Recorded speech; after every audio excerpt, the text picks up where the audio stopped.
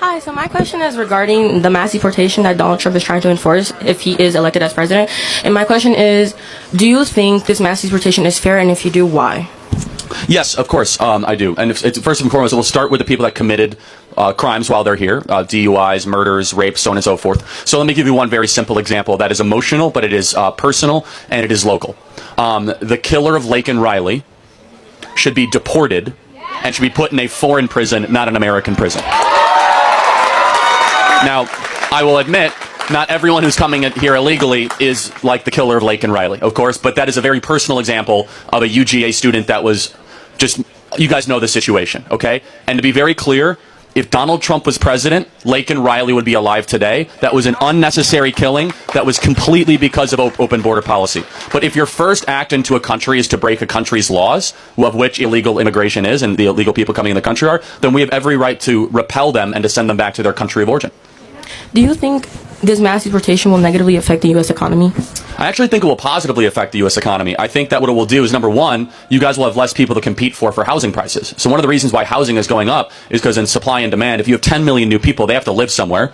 And when you have to live somewhere, then all of a sudden you have more people going after a finite good. Simple law of supply and demand. This is why sand is cheap and diamonds are expensive, is because when you have a surplus of something or a finite supply of something, prices will go up, or if you have a surplus, prices will go down. So I think housing prices will stabilize as part of that. There probably will be some speed bumps on the road in manual labor, but honestly what you'll see then is wages will go up, and wages will go up for American workers. And do you know who specifically the population that will be benefited by this is working class voters of all races, but specifically Latino and Black Americans that work with their hands, that currently are having their wages undercut by individuals that break the law, come to the southern border, and then destabilize their working wage.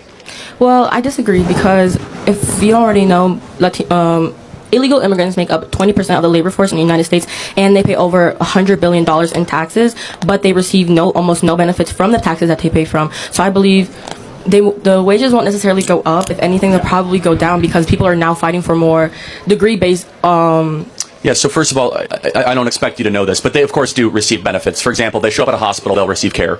They receive police support. They go to local schools, right? So they send their kids to local social services. Additionally, they get money from the federal government as well, food stamp assistance, Medicaid, so on and so forth. That has now been expanded to even illegal immigrants. So that's not totally true.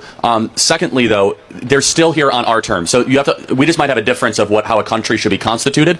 One of the reasons I support Trump is that a fundamental premise of how a country should exist is that the citizens should be able to determine who comes in their country, and that we actually have a say in elections of whether or not it's too much, too little, not enough, or whatever it is. It's obviously too much right now. It's unsustainable. It is then making our lives worse. And I'm not saying this is just because of illegal migration, but it's partially everybody in this audience right now